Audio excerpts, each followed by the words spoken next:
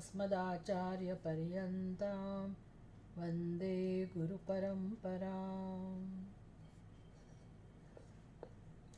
अथातो ब्रह्मजिज्ञासा जन्माद्यस्य यतः शास्त्रयोनित्वात् तत्तु समन्वयात्। ब्रह्मसूत्र પહેલો અધ્યાય, પહેલો પાદ, અધિકરણ 4 અને સૂત્ર પણ 4.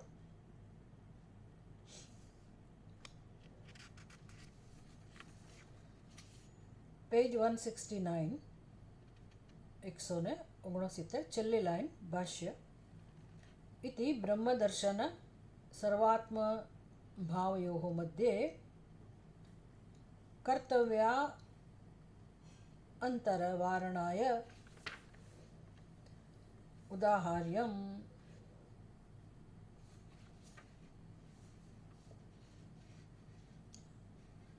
આ બધી શ્રુતિઓ એટલે હવે આપણે આજે કંઈ ફરીવાર એના વિશે વિસ્તારથી ચર્ચા ના કરીએ, ગયા ક્લાસમાં કરેલી જ છે.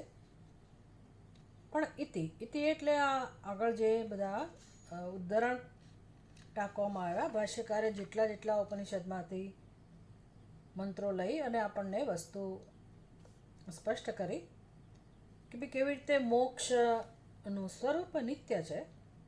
જે નિત્ય હોય એના માટે, જે નિત્ય હોય એનો અર્થ કે હોય જ, તમે એને નિત્ય કહો, સિદ્ધ કહો, એટલે મોક્ષનું સ્વરૂપ નિત્ય હોય, સિદ્ધ જ હોય, તો પછી એમાં કર્મને ક્યાં સ્થાન હોય? કારણ કે કર્મ હંમેશા જે વસ્તુ નથી એની પ્રાપ્તિ માટે હોય. એટલે કર્મ આપણને 4 પ્રકારે ઉપયોગી થાય. આપણા ઘરમાં કોઈ વસ્તુ ન હોય અને આપણે માર્કેટમાંથી લાવવાની હોય તો કર્મ કરવું પડે. પછી દહીંની જરૂરિયાત હોય, છાશની જરૂરિયાત હોય, દૂધ હોય પણ દહીં કે છાશ ના હોય તો આપણે એ દૂધની અંદર મેળવણ નાખી અને પછી એ દૂધમાં વિકાર લાવીએ. આ પણ એક કર્મ થયું કે દૂધમાંથી દહીં બનાવીએ. એટલે વિકાર માટે, પ્રાપ્તિ માટે, આપ્ય એટલે પ્રાપ્તિ લઈ આવવું, એ બધા માટે કર્મ જોઈએ. પછી સંસ્કાર્ય, શાકભાજી પછી આપણે એને બાફીએ, વઘારીએ, એને કહે સંસ્કાર્ય, સંસ્કાર આપવા, તો એના માટે કર્મ જોઈએ. આમ આ બધી વસ્તુઓ માટે કર્મ આપણને ઉપયોગી થાય. કશીક વસ્તુઓ લઈ જવા માટે, કશીક વસ્તુ લાવવા માટે, ઉત્પન્ન કરવા માટે. જેમ કે ખેડૂતના એના ખેતરમાં બાજરી નથી અત્યારે, તો એ કહે છે કે ભાઈ હવે આવવાના છીએ, તો ઉત્પાદ્ય કહેવાય એને, કશુંક ઉત્પન્ન કરવું. તો જે વસ્તુ ઉત્પન્ન કરવાની હોય, જે વસ્તુ લાવવાની હોય, જે વસ્તુને સંસ્કાર આપવાના હોય, જે વસ્તુની અંદર એટલે કે પરિવર્તન લાવવાનું હોય, અને જે વસ્તુમાં વિકાર લાવવાનો હોય, અવિકાર્ય, સંસ્કાર્ય, ઉત્પાદ્ય અને પ્રાપ્ય, આ જે બધો વ્યવહાર છે એમાં કર્મ જોઈએ. જે વસ્તુ છે જ આપણી સમક્ષ, જેમ કે આપણું મસ્તક ખભા ઉપર છે, ધડ ઉપર મસ્તક છે, તો કોઈ એવી માંગણી ના કરી શકે, કોઈ એવી ઈચ્છા ના કરી શકે, ક્યારેય એવી ઈચ્છા ના જન્મે કે મારા ધડ ઉપર મસ્તક હોય. ભગવાન પાસે આપણે બધું માગીએ, કોઈ દિવસ એવી પ્રાર્થના ના કરી કે ભગવાન મારા ધડ ઉપર મસ્તક આપો. કેમ? તો કે વસ્તુ છે જ. મોક્ષની પ્રાર્થના કેમ થાય છે? કારણ કે આપણને મોક્ષ એટલે શું એ ખબર નથી. આપણી પોતાની વ્યાખ્યા છે મોક્ષની. એટલે દુનિયામાં મોક્ષનું સ્વરૂપ જે રીતે સમજવામાં આવે છે, તો જેવી તમારી મોક્ષની કલ્પના હોય એ પ્રકારે તમે એને પ્રાપ્ત કરવાનો પ્રયાસ કરતા હો. વેદાંત શાસ્ત્રનું કન્ટ્રીબ્યુશન એટલે કે એનું પ્રદાન મનુષ્ય જીવન માટે સૌથી મહત્ત્વનું પ્રદાન હોય તો આ છે કે મોક્ષ પ્રાપ્ત કરવાની વસ્તુ નથી. મોક્ષ પ્રાપ્ત જ છે. એટલે વેદાંતના વાક્યો ઉપરથી આ નક્કી થાય છે. ઉપનિષદના વાક્યો ઉપરથી નક્કી થાય છે.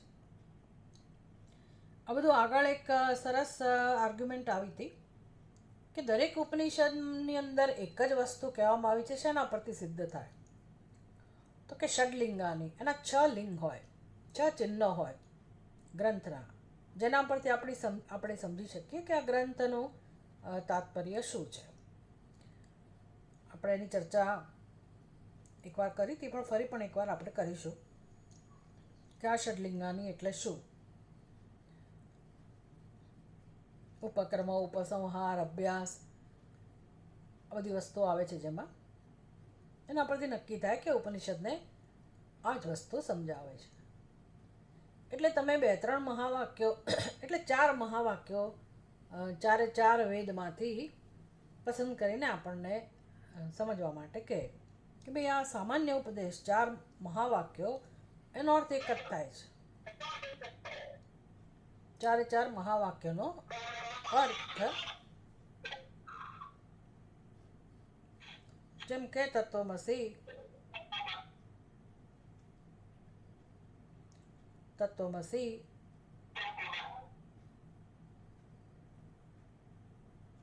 અસી એટલે વર્તમાન કાળ છે.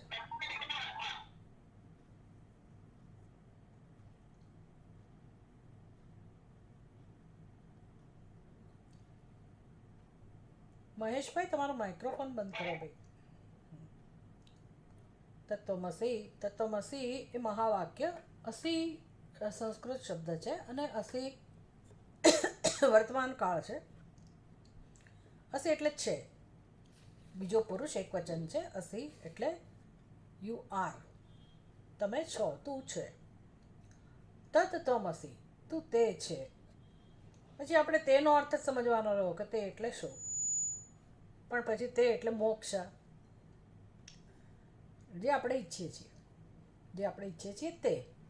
તમે મોક્ષ ઈચ્છતા હો કે ના ઈચ્છતા હો, પણ તમે જે ઈચ્છો છો, ખરા અર્થમાં તમે જે ઈચ્છો છો, ભલે તમે વર્તમાન સમયમાં તમે એટલે કે કોઈ વ્યક્તિ ધન ઈચ્છતી હોય, કોઈ શિક્ષણ ઈચ્છતી હોય, કોઈ પ્રતિષ્ઠા ઈચ્છતી હોય, હવે અનેક ઈચ્છાઓ હોય. કોઈ સંતાન પ્રાપ્તિની ઈચ્છા ધરાવતું હોય, કોઈને વિવાહ કરવા હોય, આમ અનેક પ્રકારની ઈચ્છાઓ હોય મનુષ્યના મનમાં.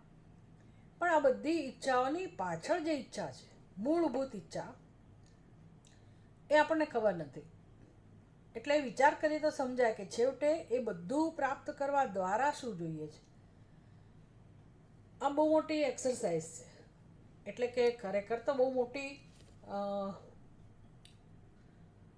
સ્પષ્ટતા છે મનુષ્યના જીવનમાં, જે લોકોમાં નથી. તો વેદાંતમાં સત્સંગ કરતા શીખીએ ત્યારે આપણને અહીંથી જ માર્ગદર્શન શરૂ કરવામાં આવે. કક્કો વારકડી જેને કહેવાય. અને જન્મો સુધી, વર્ષો સુધી વ્યક્તિઓ આ બધું નથી સમજતા. શાબ્દિક રીતે સમજે, થિયરોટિકલી બધું સમજતા હોય, પણ પોતાના મનની સાથે સંમત થવું, બુદ્ધિ અને મન બંનેનો નિશ્ચય એક થવો, એ એક્સરસાઇઝ કહો કે પુરુષાર્થ કહો, એ મનુષ્યના જીવનમાં નથી થતો. એટલે નાની મોટી ઈચ્છાઓ પાછળ આપણે ભાગ્યા કરીએ છીએ.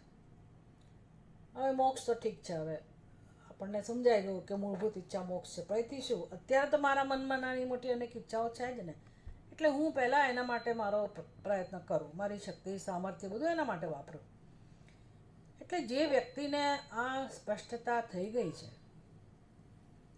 કે ઈચ્છા એક જ છે, અને મારી એકની નહીં, કોઈ પણ જીવની ઈચ્છા એક જ છે, અને એ છે દુઃખમાંથી હંમેશ માટે મુક્તિ, અથવા તો નિત્ય સુખની પ્રાપ્તિ. જે સુખ નિત્ય હોય. એટલે નિત્ય જ કહેવું પડે, કારણ કે મને હું પૂછું પ્રશ્નો તો સમજાય કે ભાઈ કોઈ અમુક સમયે જ મને સુખ નથી જોઈતું, અમુક સ્થળે જ સુખ નથી જોઈતું, અમુકની હાજરીમાં જ સુખ નથી જોઈતું. મને સુખ, સુખ અને સુખ જ જોઈએ છે. એટલે જીવનમાં દરેક ક્ષણે એક જ ઈચ્છા છે, અને એ છે સુખની ઈચ્છા. તો ખરેખર મનુષ્યના જીવનમાં એક જ ઈચ્છા રહેલી છે, અને એ છે સુખની. એટલે જાય જ નહીં સુખ, એવું જોઈએ છે શાશ્વત સુખ. તો શાશ્વત સુખ કે નિત્ય સુખ કોને કહેવાય? તો કે જે ઉત્પન્ન ન થતું હોય. આટલી પછી કોમન સેન્સ આવે આપણી અંદર, આપણે સમજી શકીએ કે હા, વાત તો સાચી છે. તો પછી એ મારી ઈચ્છા, જે મૂળભૂત ઈચ્છા છે નિત્ય સુખની, એ પૂરી થવી, એના મોક્ષ. વેદાંત શાસ્ત્ર કહે છે ભાઈ એ પૂરી ના થાય. નિત્ય સુખની ઈચ્છા પૂરી ના થાય તો શું થાય? તો કે નિત્ય સુખની ઈચ્છા જે જન્મી છે ને, એ ઈચ્છા જ જતી રહે. એવું ક્યારે બને? તો કે પરમ સુખનો અનુભવ થાય ત્યારે. સ્વાભાવિક છે. એટલે જે નિત્ય હોય એનો અનુભવ થાય એટલી જ વાર છે. એક તો સમજાઈ ગયું કે ઉત્પન્ન કરવાની વસ્તુ જ ના હોય, અને ઉત્પન્ન કરવાનું નથી તો પછી કર્મ કોઈ રીતે ઉપયોગી નથી, સુખ માટે ઉપયોગી નથી. બીજી તમારે જે વસ્તુ જોઈતી હોય એના માટે કર્મ, ઉપાસના, એ બધું જરૂરી છે. હા, તમે મોક્ષને સમજી શકો, આ બધું ચિંતન આપણને જીવનમાં સમજાય, આ બધું માર્ગદર્શન આપણે જીવનમાં પ્રાપ્ત કરી શકીએ, એવી બુદ્ધિ આપણી તૈયાર થાય, એવી એકાગ્રતા આપણને પ્રાપ્ત થાય, એવું વૈરાગ્ય આપણા મન બુદ્ધિમાં પ્રગટ થાય, એના માટે જરૂર કર્મ ઉપાસના જોઈએ. પણ પછી મોક્ષનું સ્વરૂપ જો સમજાય કે નિત્ય હોવાથી નિત્ય સુખની ઈચ્છા જ છે ને, એના માટે તત્ શબ્દ વપરાવે. તત્ એટલે કે મોક્ષ. પછી એને મોક્ષ કહું કેમ? તો કે ખરેખર એ સુખ પ્રાપ્ત થવાની વસ્તુ નથી, પણ જે દુઃખ છે એ જે સ્વરૂપે અનુભવાતું હોય.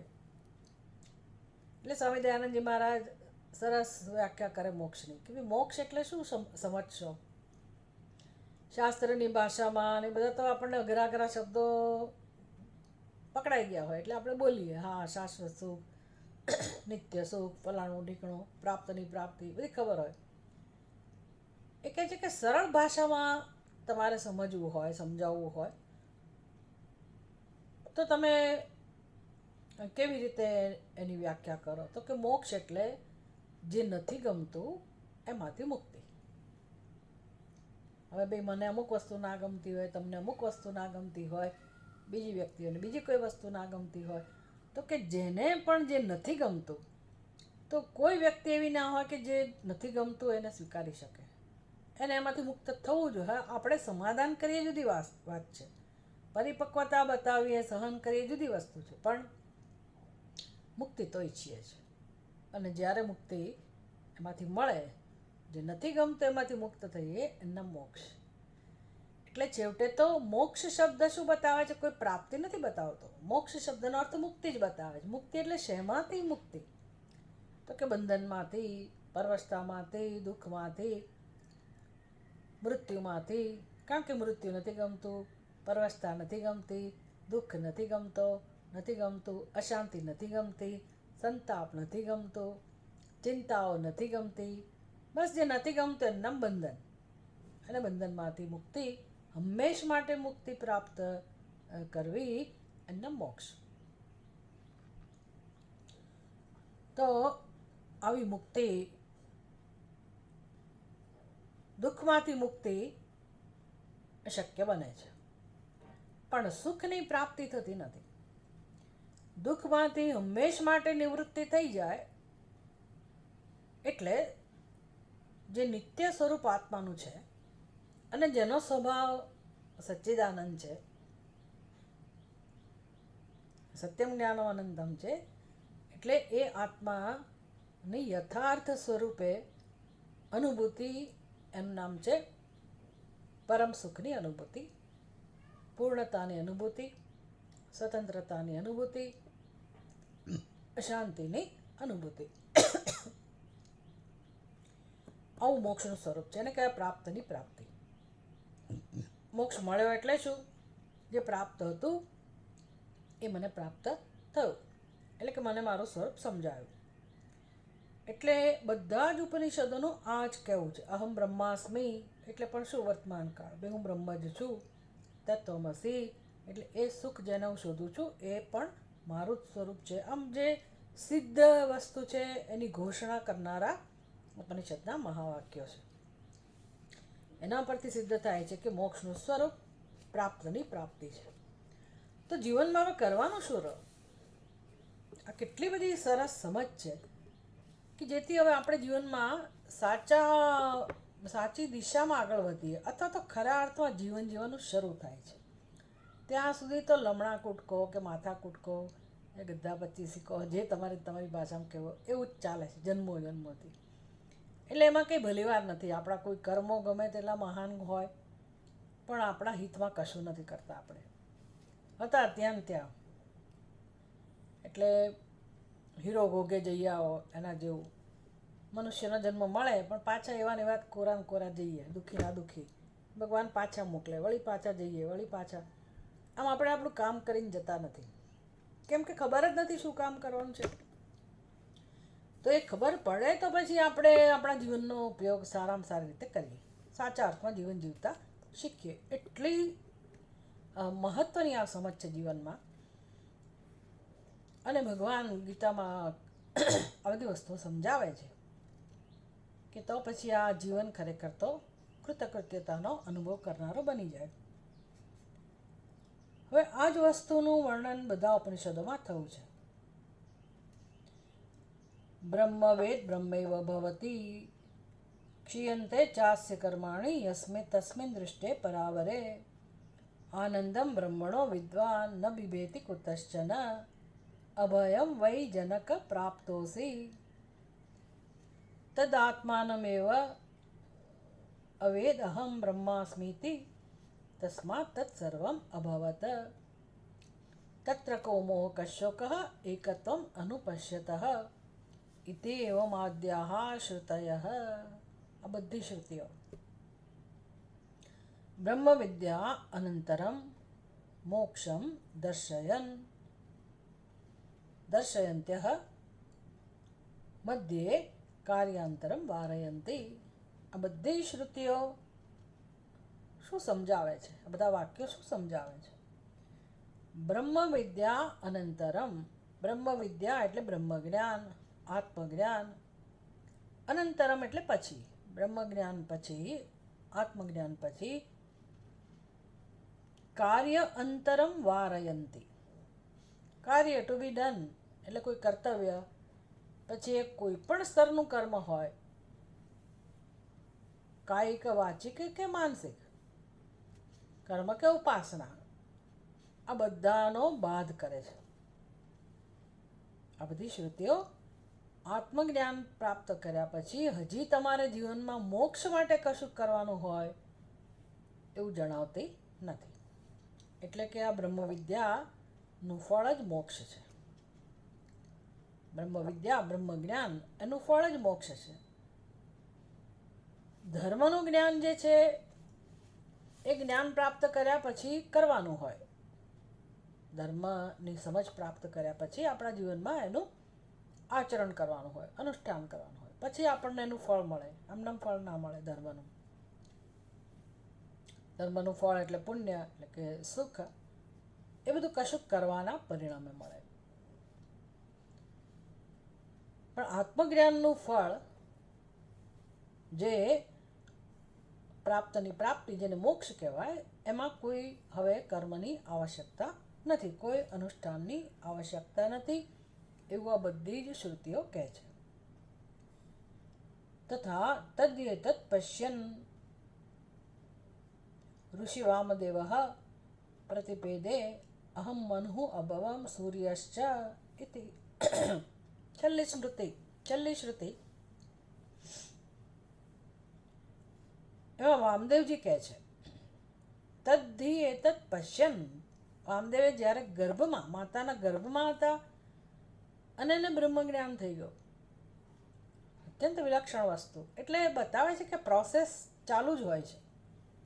જીવ ગમે તે સ્થિતિમાં હોય અને એનું જો આ કાર્ય આ રસ્તે શરૂ થઈ ગયું હોય, ચિંતનનું, શ્રવણ, મનન, નિધિધ્યાસનનું, તો એને ગમે ત્યારે એની બુદ્ધિમાં સ્પષ્ટતા થઈ જાય છે. તો વામદેવને ગર્ભની અંદર જ આ જ્ઞાન થઈ ગયું કે હું બ્રહ્મ છું, અર્થાત જે છે તે બ્રહ્મ છે. આવું જ્ઞાન પ્રાપ્ત થવાની સાથે જ વામદેવે ઘોષણા કરી કે હું જ મનુ છું, હું જ સૂર્ય છું વગેરે. આને સમજાઈ ગયું. ઇતિ બ્રહ્મદર્શન સર્વાત્મ ભાવયો મધ્યે. તો જેવું એને જ્ઞાન થયું એની સાથે જ એ તો મુક્ત થઈ ગયા, એને કશું કર્મ કરવું ના પડ્યું. એટલે બ્રહ્મદર્શન સર્વાત્મ ભાવયો મધ્યે. બ્રહ્મદર્શન સર્વમ ખલ્વિદમ બ્રહ્મ, સર્વાત્મ ભાવ એક બ્રહ્મ જ છે એ દર્શન થવાની સાથે હવે એને માટે કોઈ કર્તવ્ય રહેતું નથી. કર્તવ્ય અંતર વારણાય ઉદાહાર્યમ. એટલે આ બધું યાદ આવે, સ્વાભાવિક છે.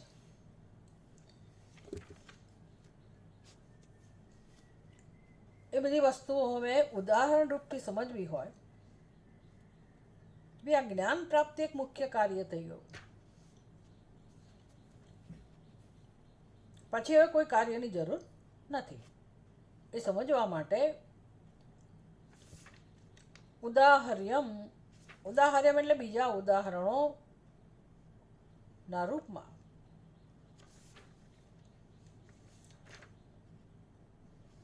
કહેવું જોઈએ. એટલે આપણને ઉદાહરણ સાથે આ વસ્તુ સમજાવવાનો પ્રયાસ થવો જોઈએ. એટલે હવે કહે છે, ઉદાહરણ દ્વારા સમજાવે છે કે જુઓ,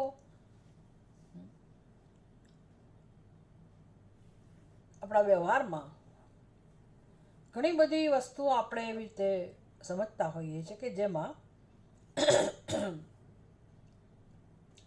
બીજું કોઈ કાર્ય કરવાની જરૂર નથી. યથા તિષ્ઠન ગાયતી. આ દ્રષ્ટાંત છે, ઉદાહરણ છે સમજવા માટેનું કે ભાઈ બીજું કાર્ય, બીજું કર્તવ્ય કશું શેષ રહેતું નથી. જેમ કે કોઈ વ્યક્તિ ગાઈ રહી છે, somebody સિંગિંગ, કોઈ વ્યક્તિ ગાઈ રહી છે, તો એના માટે વિશેષણ વપરાયું તિષ્ઠન ગાયતી. તિષ્ઠન ગાયતી ઇતિ. તો હવે બે કર્મો થઈ રહ્યા છે. તિષ્ઠન, તિષ્ઠન એટલે વર્તમાન કૃદંત. એ વ્યક્તિ ઊભેલી છે અને ગાવાનું કામ થઈ રહ્યું છે, ઊભા ઊભા ગાય છે. તિષ્ઠન ગાયતી એટલે શું? ઊભા ઊભા ગાય છે. તો એ તિષ્ઠતી ગાયત્યો મધ્યે. આ ઊભા રહેવું અને ગાવું એ બેની વચ્ચે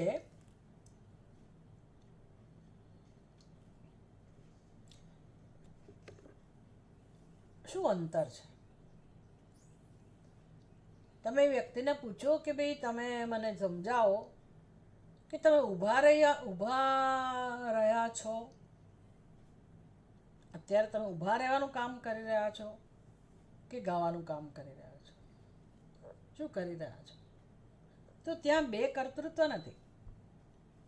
જેમ કે અત્યારે હું બોલતી હોઉં તો અહમ કરતા એવી સમજ હોય,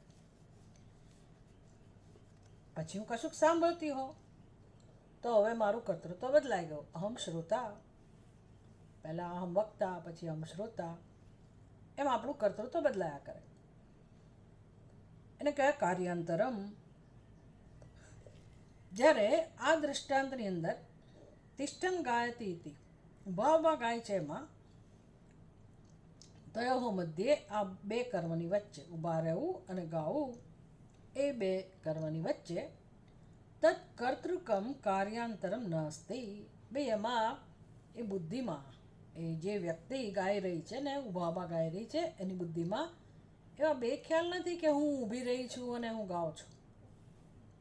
એ બે પ્રકારના કર્તૃત્વ નથી કે હું ઊભા રહેવાનું કામ પણ કરી રહ્યો છું અને હું ગાવાનું કામ પણ કરી રહ્યો છું.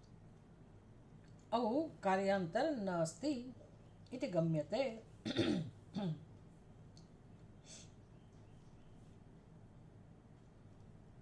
આ સમજી શકાય છે.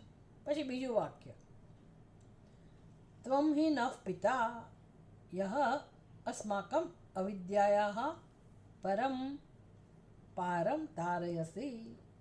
પ્રશ્નોપનિષદ. પીપલાદ મુનિ પાસે જે 6 મુનિઓ ગયા અને પ્રશ્ન પૂછ્યો, બધાએ પોતપોતાના પ્રશ્નનો સમાધાન મેળવ્યું, ઉત્તર મેળવ્યો, અને બ્રહ્મજ્ઞાન પ્રાપ્ત કર્યું. અને 6 ઋષિઓએ જે પીપલાદ મુનિને અભિવાદન કર્યું, નમસ્કાર કર્યા, આભાર વ્યક્ત કર્યો અને કહું, ત્વમ હિ નઃ પિતા, આપ અમારા પિતા છો. હે ગુરુજી, આપ અમારા પિતા છો. અસ્માકમ અવિદ્યાયાઃ પરમ પારમ તારયસી, અને તમે અમને અવિદ્યામાંથી ઉપર લઈ જઈ રહ્યા છો. પરમ પારમ તારયસી, ભવસાગરમાંથી તમે અમને બહાર લાવી રહ્યા છો.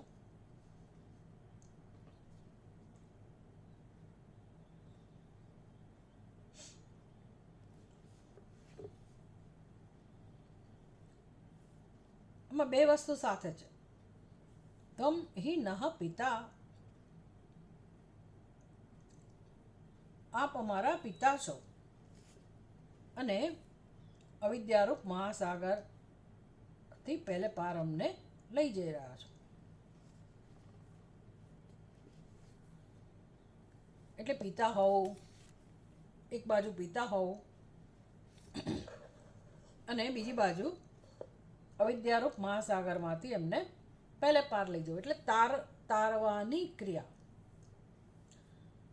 તો તમે પિતા પણ છો અને અમને ભવસાગરથી પાર પણ લઈ જઈ રહ્યા છો, અમને તારવાનું કામ પણ કરી રહ્યા છો. 2 વસ્તુ સાથે છે. પિતા પણ છો તમે અને અમને અજ્ઞાનમાંથી તમે પહેલે પાર લઈ જઈ રહ્યા છો. અવિદ્યારૂપ મહાસાગર માંથી તમે અમને પહેલે પાર લઈ જઈ રહ્યા છો.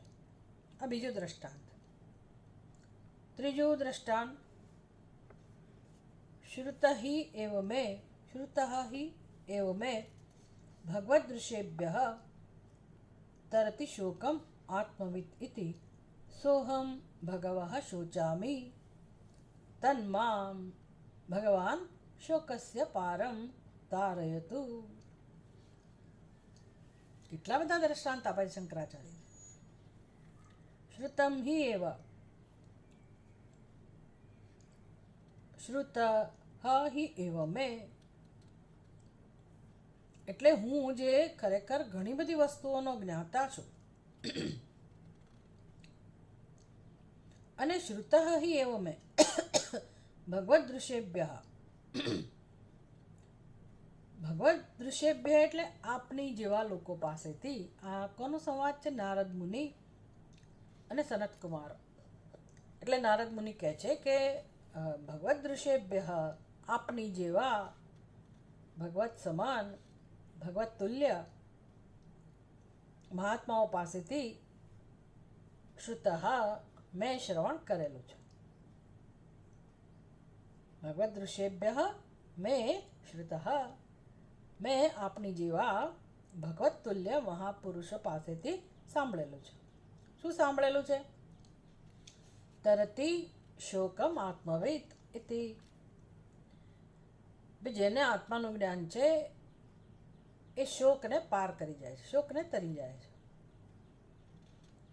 એટલે કે મોક્ષ પ્રાપ્ત કરે છે. એના જીવનમાં શોક નથી રહેતો.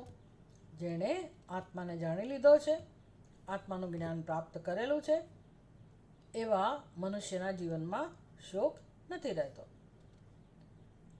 આવું મેં સાંભળેલું છે. આવો હું. શ્રુતઃ અહમ, 2 વિશેષણો નારદ મુનિ કહી રહ્યા છે. આપણે 2 ક્રિયાપદ સાથે જોડવાના છે. એટલે હું આવું જાણું છું, મેં આવું સાંભળેલું છે, આવું મને જ્ઞાન છે, એવો હું, એક કર્મ થયો, આવો હું. સોહમ ભગવઃ શોચામિ, આવો હું દુઃખી છું.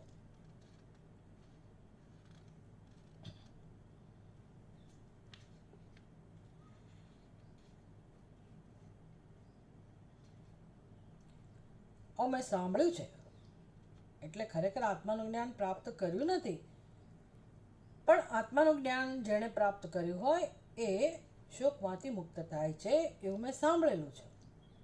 અને આવું સાંભળેલો હું, આનું વિશેષણ થયું નારદ મુનિનું, કે આટલું પરોક્ષ જ્ઞાન મને છે.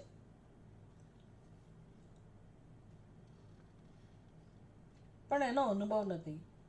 હે ભગવાન, સોહમ નારદ, આવો હું નારદ, શોચામી, હું દુઃખી છું. અને એ વિનંતી કરે છે સનત કુમારોને, તન મામ, આવા મને. આવા મને એટલે બે વિશેષણો થયા. નારદ મુનિ જે કહી રહ્યા છે એમાં એમણે પોતાના માટેના બે વિશેષણો વાપર્યા. બે પ્રકારનું કર્તૃત્વ છે, તો એક જ કર્તૃત્વ, એક જ ખ્યાલ છે એ સમજાવવા માટે. પણ એમ કે બે પ્રકારના એના વિશેષણો, તેમાં બે કર્તૃત્વની જરૂર નથી. તિષ્ઠન ગાયતી, ભલે બે ક્રિયાપદ હોય પણ કર્તૃત્વ તો એક જ છે ને. એવી રીતે આવો હું, આવો હું એટલે જેણે સાંભળેલું છે કે આત્મજ્ઞાની આત્મવિદ શોકને તરી જાય છે, એવું જાણનારો હું. બીજી બાજુ શોચામી, આવો દુઃખી હું. એક આ વિશેષણ થયું, એટલે કે દુઃખી હું. તન મામ, આવા મને. તન મામ, ભગવાન, હે ભગવાન. સનત કુમારો માટે છે આ સંબોધન. હે ભગવાન, શોકસ્ય પારમ તારયતુ, આપ મને શોકથી પાર કરો.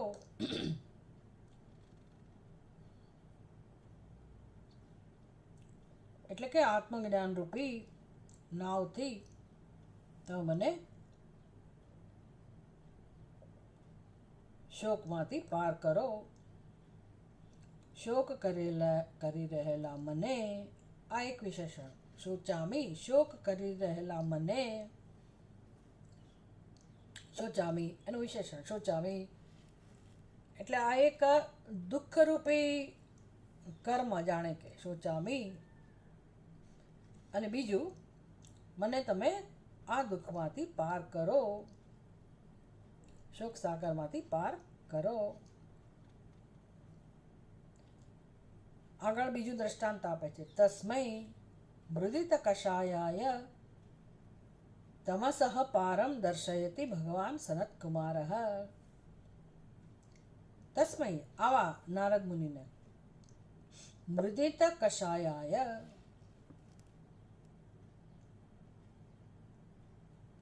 દગ્ધ પાપ નારદ. મૃદિત કષાયાય એટલે, કષાય એટલે દુઃખ કો, ક્લેશ કો, પાપ કો. તસ્મૈ, આવા નારદ મુનિને, જેણે પ્રાર્થના કરી હતી કે મને તમે શોકમાંથી બહાર લઈ આવો. આવા નારદ મુનિને. તસ્મૈ મૃદિત કષાયાય એટલે જેનું અંતઃકરણ અત્યંત શુદ્ધ છે એવા નારદ મુનિને તમસઃ પારમ દર્શયતિ ભગવાન સનત કુમાર. ભગવાન સનત કુમારે એવા નારદ મુનિને બ્રહ્મનું દર્શન કરાવ્યું. તમસઃ પારમ દર્શયતિ. તમસઃ પારમ દર્શયતિ એટલે શું? તમસઃ એટલે અંધકાર. અંધકારથી પાર લઈ જવા. તો અંધકારથી પાર લઈ જવું એટલે રાત્રિ હોય અંધકાર, અને પછી તમે સવારની રાહ જોયા કરો સૂર્ય ઉગે અને સૂર્યનું દર્શન કરાવો, એવું નહીં. પ્રાતર નમામિ તમસઃ પરમર્કવર્ણમ પૂર્ણમ સનાતન પદમ પુરુષોત્તમાખ્યમ. પુરુષોત્તમ આખ્યમ, પુરુષોત્તમ જેમનું નામ છે એટલે કે પરમાત્મા, અને જે આત્માનું સ્વરૂપ છે તમસઃ પરમ. પ્રાતર નમામિ પરમ, તમસઃ પરમ અર્કવર્ણમ. અર્કવર્ણમ સૂર્ય એટલે કે પ્રકાશ સ્વરૂપ, આત્મ સ્વરૂપ, જે પ્રકાશ સ્વરૂપ છે અને જે અંધકારની પહેલે પાર છે. અજ્ઞાન છે ત્યારે પણ આત્મા તો જ્ઞાન સ્વરૂપ જ છે, પ્રકાશ સ્વરૂપ જ છે. તો આવા જ્ઞાન સ્વરૂપ આત્માનું, સ્વપ્રકાશ સ્વરૂપ આત્માનું દર્શન નારદ મુનિને સનત કુમારે કરાવ્યું. इति च एवं आद्यायाः श्रुतयः इत्यादि. આવી અનેક શ્રુતિઓ એ શું કરે છે, કેવી રીતે વર્ણન કરે છે? તો કે મોક્ષ પ્રતિબંધ નિવૃત્તિ માત્રમ એવ આત્મજ્ઞાનસ્ય ફલમ દર્શયંતી. તો જો આ બધા દ્રષ્ટાંત દ્વારા શું સમજવાનું છે આપણે? કેટલા દ્રષ્ટાંત આપ્યા? તિષ્ઠન ગાયતી. દેખાય છે બે કર્મ, પણ ખરેખર બે કર્મ નથી, બે કર્તૃત્વ નથી. ત્વમ હિ નઃ પિતા યહ અસ્માકં વિદ્યાયાઃ પરંપારમ તારયસી. અહીંયા પણ બે વસ્તુ છે. એ ગુરુજી, આપ અમારા પિતા સમાન છો અને અવિદ્યાયાઃ પરંપારમ તારયસી, આપ અમને અભવસાગરમાંથી બહાર તારી રહ્યા છો. ત્રીજું દ્રષ્ટાંત હતું સોહમ નારદ શોચામી. નારદ મુનિ કહે છે કે ભગવાન, આવો હું, જેણે મહાત્માઓ પાસેથી ઉપદેશ પ્રાપ્ત કરેલો છે, સાંભળેલું છે કે આત્મવિદ શોકને તરી જાય છે. આત્મજ્ઞાની મનુષ્ય શોકને, દુઃખને તરી જાય છે. તો આવો હું, મેં સાંભળ્યું છે ખરું, પણ અનુભવ નથી, અને હવે મને દુઃખ સાલે છે. શોચામી, તો હું દુઃખમાંથી મુક્ત થવા ઈચ્છું છું. તો હે ભગવાન, તમે મને આ દુઃખમાંથી છોડાવો. તસ્મૈ મુદિત કષાયાય તમસઃ પારમ દર્શય. તો કેવી રીતે ભગવાને સનત કુમારે નારદ મુનિને કેવી રીતે દુઃખમાંથી છોડાયા? તમસઃ પારમ દર્શયતી, દર્શન કરાયું. કોનું દર્શન કરાયું? આત્માનું. આત્મજ્ઞાન કરાયું, આત્માનું દર્શન કરાયું. અને જેવું એમણે આત્માનું જ્ઞાન પ્રાપ્ત કર્યું અને એ શોકમાંથી મુક્ત થઈ ગયા. આ બધી ઇતિ એવમ આદ્યાયાઃ શ્રુતયઃ, આ બધી શ્રુતિઓ શું સ્પષ્ટ કરે છે, શું સમજાવે છે? તો કે આત્માનું જ્ઞાન થયા પછી કોઈ બીજા કર્મની જરૂર નથી. જેવું જ્ઞાન થાય એની સાથે જ દુઃખમાંથી મુક્તિ થાય છે. એટલે બે ક્રિયાઓ છે, આત્માનું જ્ઞાન પ્રાપ્ત થવું અને બીજી ક્રિયા છે બંધનમાંથી મુક્તિ, દુઃખમાંથી મુક્તિ, હંમેશ માટે મુક્તિ, એટલે કે મોક્ષ.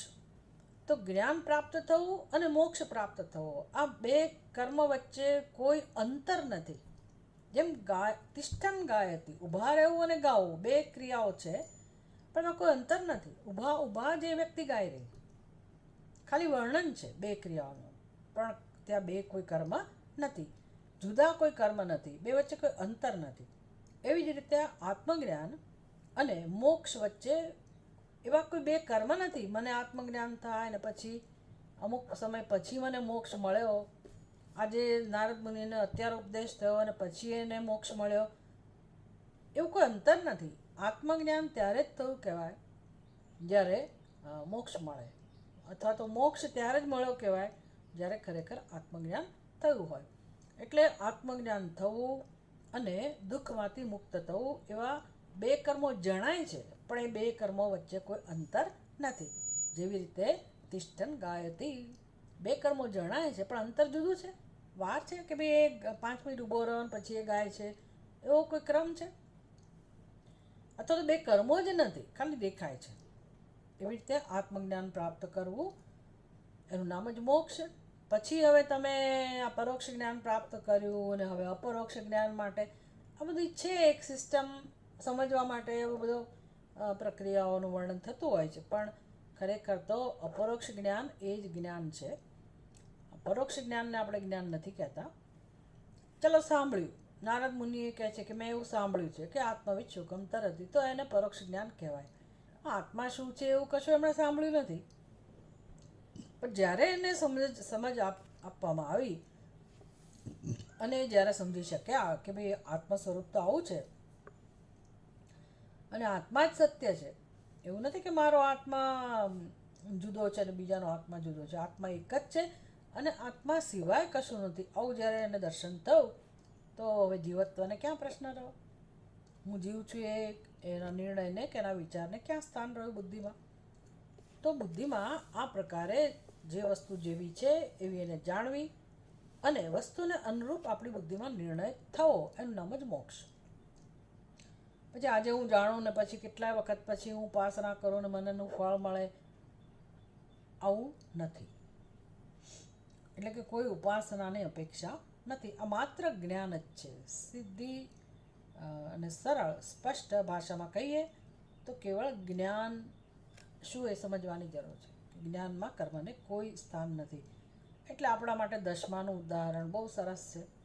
જ્યારે દશમાને કોઈકે કહું કે તું જ દશમો છે, તો હવે હા એવું બને કે ભાઈ એણે દશમાની શોધની પ્રક્રિયામાં એણે બહુ શ્રમ ઉઠાવ્યો હોય, અથડાયો હોય, કૂટાયો હોય, હાથ પગ ભાંગ્યા હોય, તો એને આરામ કરવાની જરૂર હોય, દવા લેવાની જરૂર પડે. એ બધું બને, એ બધું બને. પણ જેનો મૂળ પ્રશ્ન હતો ઉકેલાઈ ગયો, જે ચિંતા હતી, સંતાપ હતો, એ બધું જતું રહ્યું. કારણ કે એ બધું શેમાંથી જન્મ્યું હતું? દશમાની શોધમાંથી. દશમાની શોધ કેમ ચાલતી હતી? આટલું ટેન્શન કેમ હતું? તો દશમાનું એને જ્ઞાન નહોતું. કયા દશમાનું જ્ઞાન નહોતું? જે પ્રાપ્ત છે એ જ. એટલે દસમો ખરેખર ઉત્પન્ન કરવાની વસ્તુ હતી જ નહીં, દસમો સિદ્ધ હતો. તો એનો પ્રશ્ન શું હતો? દશમાંથી અંતર ઉત્પન્ન થવું. કેવું અંતર? અજ્ઞાનરૂપી અંતર. એમ જીવનો પ્રશ્ન, દરેક જીવનો પ્રશ્ન એક જ છે કે એની બુદ્ધિમાં જે ખોટો ખ્યાલ છે પોતાના વિશેનો, એને કારણે જ અજ્ઞાનરૂપી અંતર ઉત્પન્ન થયેલું છે. શેના કોની વચ્ચે? પરમ સુખ, પરમ શાંતિ, મુક્તિ, સ્વતંત્રતા, એનામ જ બ્રહ્મ, એનામ જ પરમાત્મા. આમ પરમાત્મા વચ્ચે અને જીવ વચ્ચે જે અંતર છે એ કેવું અંતર છે? ફિઝિકલ ડિસ્ટન્સ તો છે નહીં, ભૌતિક અંતર તો છે નહીં કે આપણે અમુક કિલોમીટર કાપીએ. કાળરૂપી અંતર હોય કે ભવિષ્યમાં તમને પરમાત્મા પ્રાપ્ત થાય, અમુક જગ્યાએ ગયા પછી પરમાત્મા પ્રાપ્ત થાય, તમારી અંદર કોઈક પરિવર્તન આવે પછી પરમાત્મા પ્રાપ્ત થાય. એવું નથી. તો એનો અર્થ શું? ગમે તેવો પાપી હોય તો એને પરમાત્મા પ્રાપ્ત થાય? એના માટે આવું જ છે? તો કે હા, એના માટે આવું જ છે. એને કોઈ પરિવર્તન લાવવાની જરૂર નથી. હવે છે જ પરમાત્મા તો લાવવાની જરૂર નથી, પણ એ જાણે તો એને લાભ મળે ને. એ જાણવા માટે તૈયાર થાય તો કામ થાય. એટલે કોણ એને તૈયાર નથી થવા દેતું? આપણને કોણ આપણા સ્વરૂપને જાણતા રોકે છે? કોણ સત્સંગ કરતા રોકે છે? કોણ એકાગ્ર થવા નથી દેતું? કોણ વચ્ચે આવે છે? ભગવાન વચ્ચે આવે છે? લોકો વચ્ચે આવે છે? કોણ વચ્ચે આવે છે? મારા જ સંસ્કારો, અજ્ઞાનમાંથી જન્મેલા સંસ્કારો. બસ એ સંસ્કારો દૂર કરવા માટે કર્મ જોઈએ. એ પરિવર્તન મારી અંદર જ્યાં સુધી ના આવે ત્યાં સુધી, એટલે કે મારી બુદ્ધિ મારા આત્મ સ્વરૂપને જાણવા માટે તૈયાર ન થાય ત્યાં સુધી ભગવાને કશું ના કરી શકે ને. આત્મરૂપે જ ભગવાન તો રહેલા છે. બીજે કોઈ તો ભગવાન એવા કોઈ છે નહીં. હા, હું ભગવાનની ઉપાસના કરું, પ્રાર્થના કરું તો એ જ ભગવાન મારી બુદ્ધિમાં અવતાર ધારણ કરે જ્ઞાન વૃત્તિના રૂપમાં. ભગવાન પોતે જ કહે છે ગીતામાં 10મા અધ્યાયમાં કે હું જેની બુદ્ધિમાં જ્ઞાન વૃત્તિના રૂપમાં પ્રગટ થાઉં છું અને એની બુદ્ધિમાં જે અજ્ઞાન છે એનો હું નાશ કરું છું. નાશયામિ આત્મભાવસ્થ જ્ઞાન દીપેન ભાસ્વતા તેષામેવાનુકંપાર્થમ.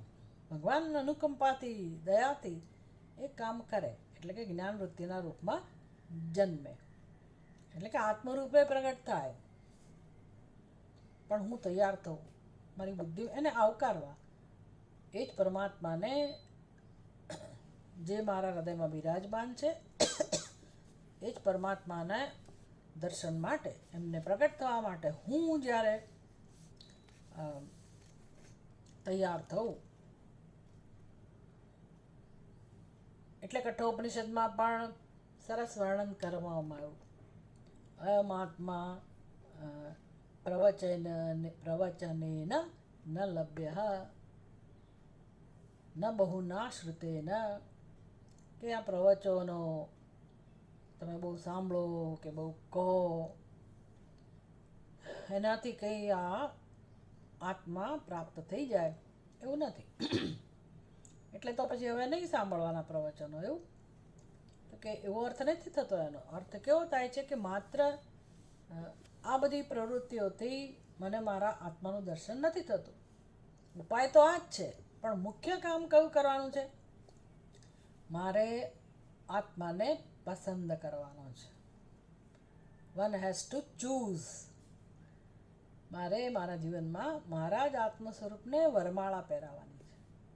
મારે એને પસંદ કરવાનો છે. એટલે કે મને જ્યાં સુધી પ્રેમ ના જન્મે આત્મજ્ઞાન માટે, મારા સ્વરૂપને જાણવા માટે, એટલે કે વૈરાગ્ય ના જન્મે અજ્ઞાન માટે, ખોટા સંસ્કારો માટે, અહંકારમાંથી મુક્ત થવા માટે જ્યારે આપણે જ્યાં સુધી તૈયાર ના થઈએ ત્યાં સુધી, કારણ કે અહંકારની પાછળ જ આત્મ સ્વરૂપ છે.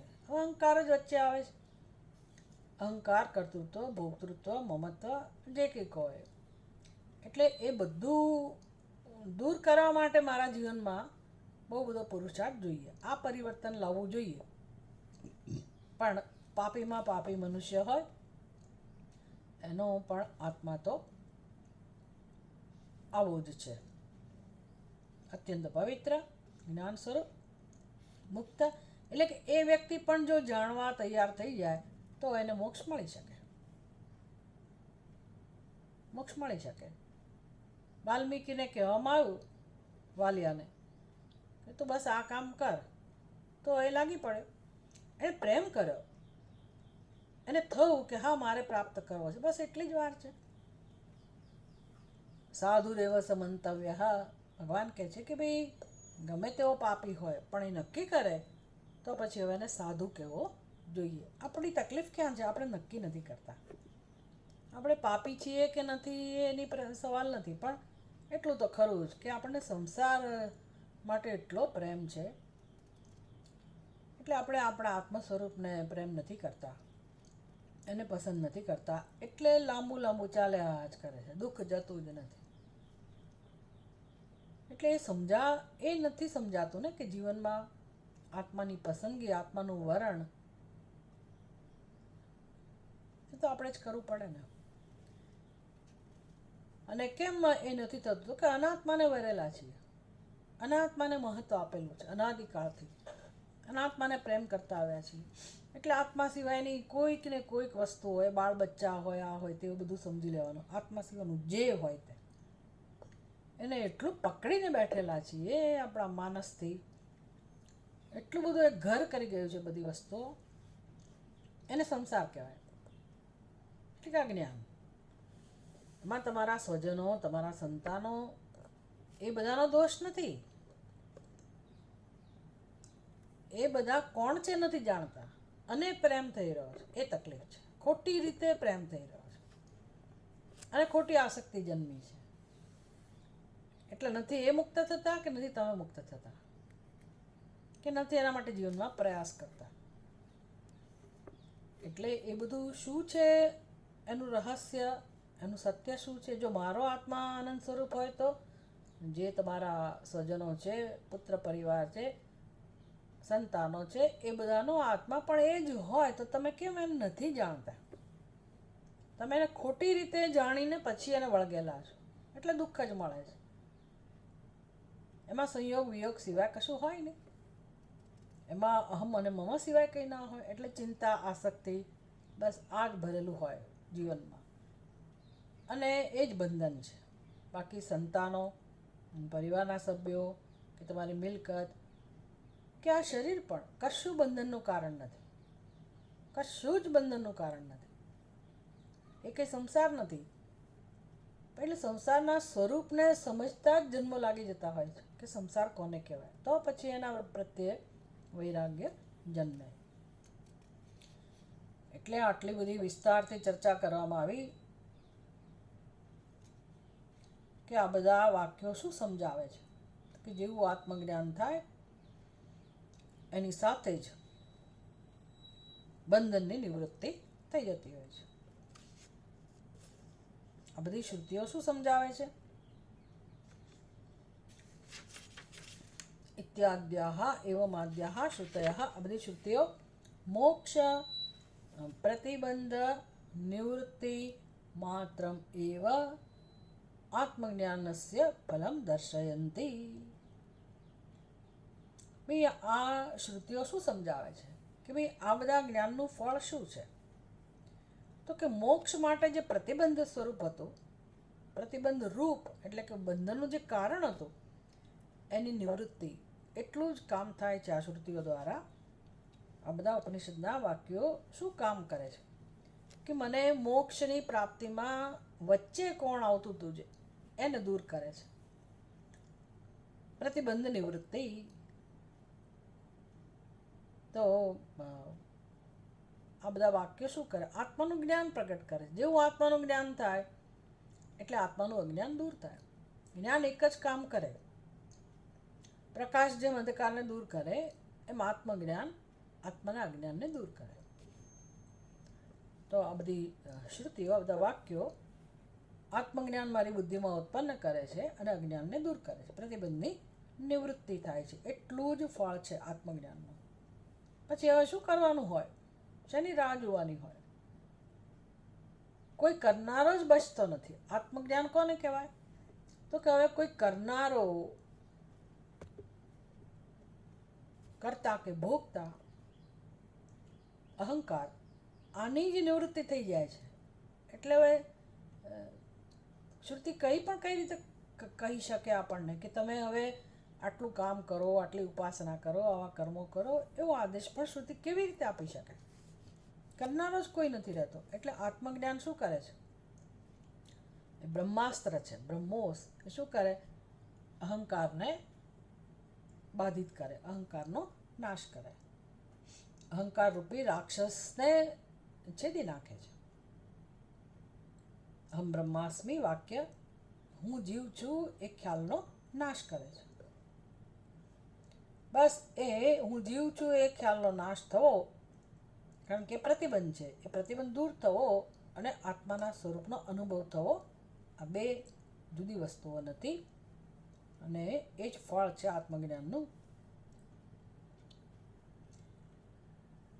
તથા ચ આચાર્ય પ્રણીતમ ન્યાય ઉપબ્રંહિતમ સૂત્રમ.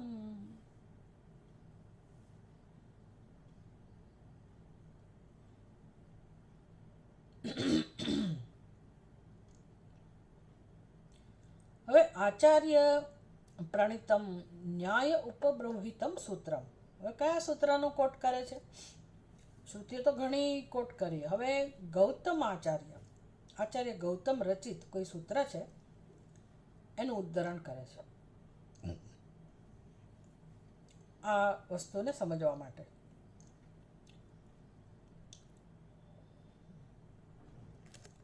ન્યાય ઉપબ્રંહિતમ એટલે જે તર્કથી સમજી શકાય એવી વાત, એવો ઉપદેશ જે સૂત્રના રૂપમાં પ્રાપ્ત થાય છે. અને કોણે એ સૂત્રની રચના કરેલી છે?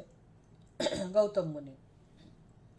તો ગૌતમ મુનિ દ્વારા આચાર્ય પ્રણીતમ, ગૌતમ આચાર્ય દ્વારા પ્રણીતમ એટલે કે રચાયેલું સૂત્ર દુઃખ, જન્મ, પ્રવૃત્તિ, દોષ, મિથ્યાજ્ઞાનાનામ ઉત્તરોત્તર અપાયે તદંતર અપાયાત અપવર્ગઃ ઇતિ.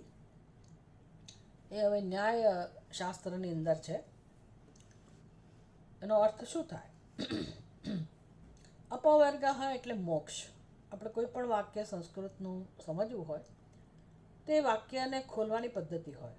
તમે પાછળથી લઈ શરૂઆત કરી શકો તો ઇઝી પડે, સરળતાથી તમે વસ્તુ સમજી શકો. અપવર્ગ. અપવર્ગ એટલે શું? મોક્ષ. મોક્ષ કોને કહેવાય? મોક્ષ પ્રાપ્ત થવો એટલે શું? તો કે છે અપાયાત અપવર્ગ. અપાયાદ એટલે શું? નિવૃત્તિ થવાથી, નાશ થવાથી. કોનો નાશ થવાથી? ઉત્તરોત્તર અપાયે તદનંતર અપાયાત.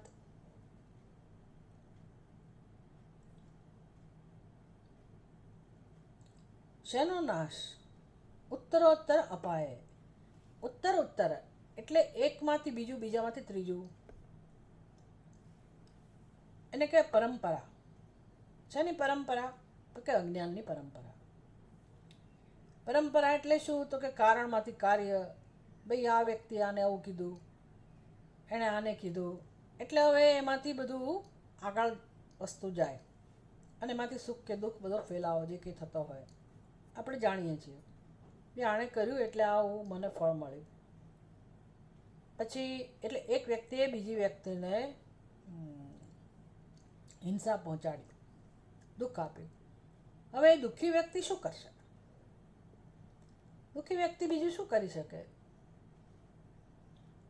એ પણ વ્યવહાર તો કરે જ, કર્મ તો કરે જ. એટલે એના મનમાં જે ભાવ હોય એ આગળ વધારે, સ્વાભાવિક છે. એટલે કોઈ વ્યક્તિ બીજાને દુઃખ પહોંચાડે છે તો એની પાછળ એક જ કારણ છે કે વ્યક્તિ પોતે દુઃખી છે. એટલે કોઈ સુખી વ્યક્તિ, સંતુષ્ટ વ્યક્તિ ક્યારે કોઈને હાથે કરીને દુઃખ ના પહોંચાડે, એવું એને સંકલ્પ ના જન્મે, એવું એને મન ના થાય. એટલે આપણું જે સરળ જીવન જે છે રોજબરોજનું, આપણા કર્મો, આપણી પ્રવૃત્તિઓ, એમાં આપણી અંદર જે ભરેલું હોય ને અભિવ્યક્ત થતું હોય, આપણને ખબર ના હોય, સરળતાથી અભિવ્યક્ત થાય. એટલે જે વ્યક્તિ માટે આપણા મનમાં એક ગાંઠ રહી ગઈ હોય કે ભાઈ આ વ્યક્તિ આવું કર્યું હતું અને અંદરથી જાય જ નહીં, કારણ કે આપણે બહુ હેરાન થયા હોઈએ, એટલે એ વ્યક્તિ માટે એક ગ્રંથિ બંધાઈ ગઈ કે ભાઈ આ વ્યક્તિ આવી છે, દોષી છે, તો એના દોષ હું મારા મનમાં ભરી રાખું અને પછી જે પણ મારા સંપર્કમાં આવે ત્યારે પણ એની અસર થોડો ઓછી વધતા માત્રામાં, એટલે કે બીજી વ્યક્તિને પણ આપણે શંકાશીલ દ્રષ્ટિથી જોઈએ, અથવા એની એ વ્યક્તિ સામે આવે ત્યારે એ જ દોષ બધા તાજા થાય, દ્વેષ તાજો થાય અને કોઈક ને કોઈક રીતે અભિવ્યક્ત થાય. બોલવામાં, કોઈ વ્યવહારમાં, ક્યાંક ને ક્યાંક બોલ્યા વગર પણ એ આપણા વ્યવહારમાં પ્રગટ થાય જ. એટલે જે વ્યક્તિ દુઃખી હોય એ વ્યક્તિ બીજાને કોઈક ને કોઈક રીતે ઈજા પહોંચાડતી હોય છે. આ નિયમ છે. એને કે ઉત્તરોત્તર. ઉત્તરોત્તર વર્તમાનમાં જે દોષ હોય એનો નાશ થાય, પછી એનું જે કારણ હોય એનો નાશ થાય, પછી એનું જે કારણ હોય એનો નાશ થાય. આવી રીતે તદંતર અપાયાત એટલે એક પછી એક બધા દોષની નિવૃત્તિ થવી એ આખો ક્રમ છે અને આપણને છેવટે મોક્ષ પ્રાપ્ત થાય. આમ સીધે સીધું અહમ બ્રહ્માસ્મિ અને હું મુક્ત થઈ જવું ના બને, ના બને. બહુ સમજવા જેવી વસ્તુ છે. ઘણા બધા સંપ્રદાયોમાં એવું કહેવામાં આવતું હોય છે કે અમારા ગુરુજીને તો અચાનક જ મોક્ષ સાક્ષાત્કાર થઈ ગયો. અને કેવી રીતે? તો કે ક્યાંક કોઈ જગ્યાએ બેઠા હતા, પછી રેલવે સ્ટેશન હોય કે ઘરના હિંચકા ઉપર કે ગમે ત્યાં, અને એ અમુક પુસ્તક વાંચી રહ્યા હતા. એ પુસ્તકના પાના નંબરે આપણને કહે, એનું વાક્ય પણ કહે, અને એવું જેવું વાંચ્યું ને એને સાક્ષાત્કાર થઈ ગયો. આ પ્રક્રિયા આવી છે જ નહીં. એટલે બહુ વસ્તુ સમજવા જેવી છે. પહેલાંના જમાનામાં ગુરુજી દ્રષ્ટાંત આપતા કે ભાઈ આ મોક્ષ એટલે ખરેખર કેવી પ્રક્રિયા છે. તો કે તમે એક જમાનામાં એવું હતું કે જ્યારે આટલા ઇન્સ્ટન્ટ રિઝલ્ટ નહોતા મળતા ને આપણને. અત્યારે તો મોબાઈલ લઈને ફોટો પાડ્યો અને આવી ગયો આપણી પાસે. પહેલાંના જમાનામાં તમારે ફોટો પડાવવા જવું પડે, પછી તમે ફોટો પડાવ, કેમેરામેન ફોટો પાડે, પછી આપણને બેસવાનું કહે, અને ધીરે ધીરે એમાંથી પછી એ પોલરાઇડ કેમેરા એમાં ધીરે ધીરે એ પિક્ચર ઉપસે અને અમુક સમય પછી એ પિક્ચર સ્પષ્ટ થાય. વાર લાગે. એમ આપણે જેમ જેમ આ તત્વનું ચિંતન કરતા જઈએ જીવનમાં, સત્યનું ચિંતન કરવાની પ્રક્રિયા શરૂ થાય અને વસ્તુ આપણને સ્પષ્ટ સમજાય કે હા આવું જ હોવું જોઈએ, પછી બુદ્ધિમાં સ્પષ્ટતા થઈ પછી હવે અનેક સંસ્કાર છે આપણી અંદર, દ્વૈતના, અજ્ઞાનના, વિચારોના રૂપમાં પણ છે, ટેવના રૂપમાં છે, આગ્રહો રહેલા છે, બધા સ્વભાવના રૂપમાં છે, એને સંસ્કાર કહીએ, વાસના કહીએ. એટલે એ બધું જેમ જેમ જેમ જેમ ભૂસાતું જાય, દૂર થતું જાય, ઇટ ટેક્સ ટાઈમ નેચરલી. બહુનામ જન્મનામંતે જ્ઞાનવાન મામ પ્રપદ્યતે. એટલા બધી પ્રક્રિયાઓ છે. એટલે આ સાધનાનો માર્ગ થયો. સીધા જ મને કોઈકે કહી દીધું કે તું બ્રહ્મ છે એટલે હું હા મને સમજાઈ ગયું.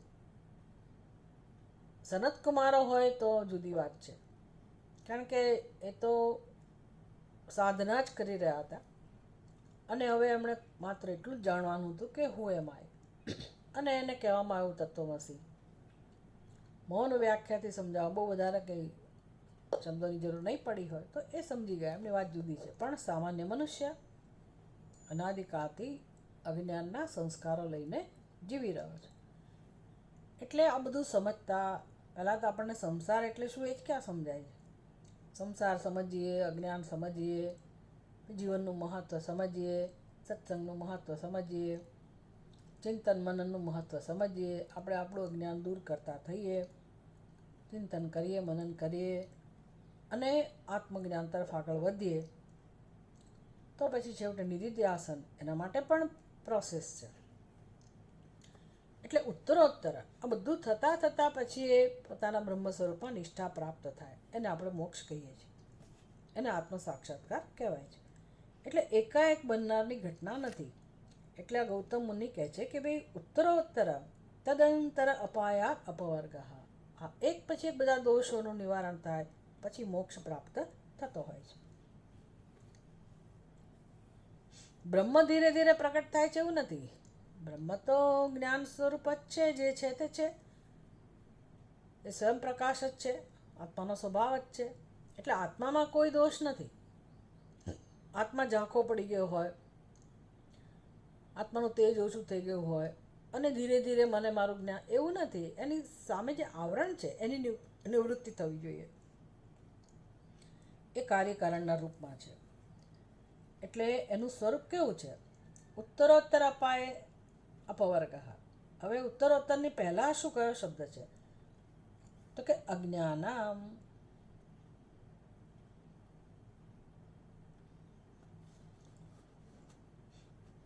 મિથ્યા જ્ઞાનાનામ, અજ્ઞાન પણ નહીં, મિથ્યા જ્ઞાનાનામ. મિથ્યા જ્ઞાન, બુદ્ધિમાં અનેક પ્રકારનું જે અજ્ઞાન છે, મિથ્યા જ્ઞાન છે. મિથ્યા જ્ઞાન છે અને દોષ મિથ્યા જ્ઞાન. દોષ પણ છે અને મિથ્યા જ્ઞાન પણ છે. શેના દોષ છે? પ્રવૃત્તિ, જન્મ, દુઃખ, દુઃખ, જન્મ, પ્રવૃત્તિ, દોષ, મિથ્યા જ્ઞાનાનામ. એટલે બહુવચન વાપર્યું. દોષ, અનેક પ્રકારના દોષ છે. હવે દોષ એટલે આપણે બધું આ હંમેશા ભગવદ્ ગીતામાં પણ ભગવાન આપણને સતત આ વસ્તુઓ સમજાવતા હોય છે અને આપણે જાણીએ પણ છે કે દોષ એટલે કેવા દોષ હોય. તો કે જુઓ, દ્વૈતના સંસ્કાર છે આપણી અંદર, દ્વૈત બુદ્ધિના સંસ્કાર છે. હું જીવ છું, જગત મારા કરતાં ભિન્ન, ઈશ્વર મારા કરતાં ભિન્ન, આવી દ્વૈત બુદ્ધિ છે અનાદિકાળથી. પછી ભોગતું, અહમ ભોગતા, અહમ કરતા, આ મુખ્ય એનું લક્ષણ છે. અજ્ઞાનની અભિવ્યક્તિ છે અહમ કરતા અને અહમ ભોગતા. તો કર્તૃત્વ, ભોક્તૃત્વ આ દોષ થયો, મિથ્યા જ્ઞાનનો દોષ થયો. પછી એમાંથી અહમ મમ, હું અને મારું, એ દોષ થયો. પછી કામ, ક્રોધ, લોભ, મોહ, મદ, માત્સર્ય, આવી અનેક વસ્તુઓ, આસુરી સંપત્તિ, આ બધા દોષ કહેવાય. એટલે મુખ્ય કોણ છે? અજ્ઞાન કે અવિદ્યા? નાનીમાં કે દાદીમાં જે કહેવું હોય તે મૂળ એ છે અજ્ઞાન અને એના બાળ બચ્ચા. આ બધું લઈને આપણે અનાદિકાળથી ફરીએ છીએ. બધાની બુદ્ધિમાં આ વસ્તુઓ છે અને એ દુઃખ જન્માવનારી છે દરેક વસ્તુઓ. એટલે દુઃખના સંસ્કાર પણ છે ને આપણી અંદર. દુઃખ જન્મ પ્રવૃત્તિ દોષ. આ દુઃખને પણ દોષ કહો. દુઃખ દોષ કેવી રીતે કહેવાય? હા, કારણ કે આપણે દુઃખ વિશે વિચાર નથી કરતા. જન્મ મૃત્યુ જરા વ્યાધિ દુઃખ દોષાનું દર્શન મૂલ્ય આપે છે ભગવાન કે તમે જીવનમાં આ બધા દુઃખ જે રહેલા છે ને તપાસો. લોકો ફરિયાદ જ કર્યા કરે છે કે આનું કેમ મૃત્યુ થયું ને, મારા સગાવાલાનું કેમ મૃત્યુ થયું ને, આની સાથે કેમ વિયોગ થયો ને, આનું કેમ દુઃખ. પણ આ લોક જ એવો છે, દુઃખાલયમ. આ સૃષ્ટિ જ આવી છે. મનુષ્યનો જન્મ મર્ત્યલોક છે, મૃત્યુલોક છે, દુઃખાલય છે. આ જગત અનિત્ય છે, આવું એનું સ્વરૂપ છે. તો એમાં દુઃખ સિવાય બીજું શું હોય? દુઃખાલયની અંદર તમે મુક્તિમાં સુખ લેવા જાઓ, પ્રેમ લેવા જાઓ, કેવી રીતે મળે? તો દુઃખ જ મળે, બીજું કશું ના મળે. એટલે દુઃખરૂપી દોષ. આટલું બધું દુઃખ તો આપણે લઈ લઈને ફર્યા કરીએ છીએ અંદર, દુઃખના ઘા બધા. ક્યાં જઈએ, શું કરીએ? પણ દુઃખ વિશે કંઈક કરવું જોઈએ કે આ દુઃખ કેમ જાય, દુઃખમાંથી મુક્ત કેમ થઈ શકાય, એ દિશામાં કામ નથી કરતા. અથવા કરીએ છીએ તો આપણી રીતે કરીએ છીએ કે જેથી નવું દુઃખ આવે, એવી રીતે આપણે કામ કરીએ છીએ. એટલે આવા અનાદિકાળના જે દુઃખના સંસ્કારો છે, અને પછી જન્મનું પણ દુઃખ હોય, એના સંસ્કાર હોય, પછી પ્રવૃત્તિ દોષ, આપણા કર્મો, એમાંથી જે સંસ્કારો જન્મે, કર્તૃત્વ, એ પણ દુઃખ જ થયું. એની સાથે ભોક્તૃત્વ જોડાયેલું હોય, કર્મફળના સંસ્કારો હોય. આ બધું જે અંદર સંસારનું સ્વરૂપ છે, એ ધીરે ધીરે ધીરે આ બધો સંસાર નાશ પામે. આ બધું નિવૃત્ત થાય. નિવૃત્ત આમ નામ ના થાય, સમજી લેવાનું. આમ નામ ભોગ જ વધતા હોય જીવનમાં.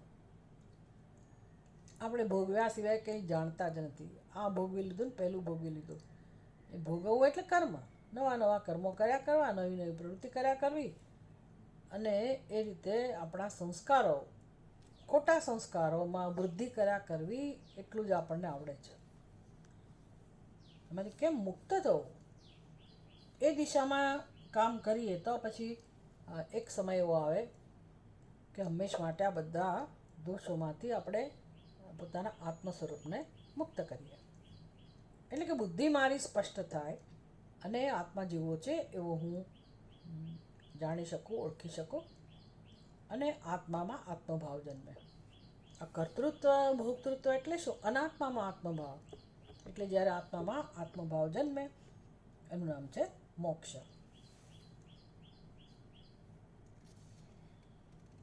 એટલે કહે છે કે આ મિથ્યા જ્ઞાન જાય છે નાથી. મિથ્યા જ્ઞાન અપાય ચ બ્રહ્માત્મૈકત્વ વિજ્ઞાનાત ભવતી.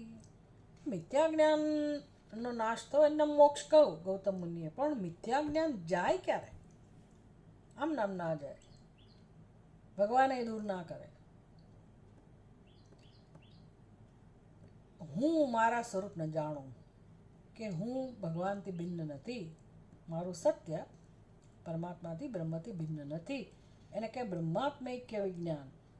આવું જ્યારે જ્ઞાન પ્રાપ્ત થાય તો પછી મિથ્યા જ્ઞાન જાય. ન ચ ઇદમ બ્રહ્માત્મૈકત્વ વિજ્ઞાનમ સંપદરૂપમ યથા અનંતમ વૈ મનઃ અનંતા વિશ્વે દેવાઃ અનંતમેવ સહ અલ્પ આલંબન તિરસ્કારેણ ઉત્કૃષ્ટ વત્સભેદ ધ્યાનમ સંપદ યથા મનઃ સ્વવૃત્યાનન્યાત અનંતમ તત ઉત્કૃષ્ટા વિશ્વે દેવાઃ અપી અનંતાઃ ઇતિ અનંતત્વ સામ્યાદ વિશ્વે દેવા એવ મન ઇતિ સંપત તથા તયા અનંત ફલ પ્રાપ્તિર્ભવતી તથા ચેતનત્વ સામ્યાદ જીવે બ્રહ્મવેદ સંપત ઇતિ ન ચેત ઇત્યર્થઃ.